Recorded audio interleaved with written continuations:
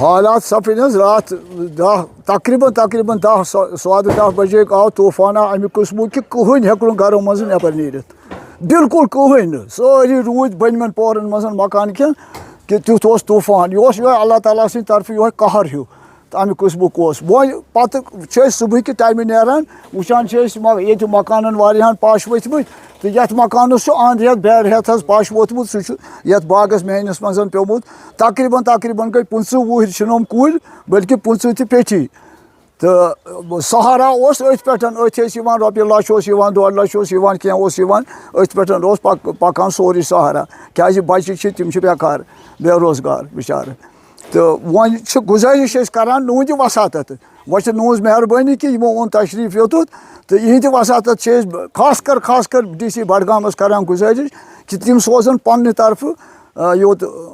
Revenue का अमल तो तम इन योर तो अत कर मुन तो अस सत इंसाफ।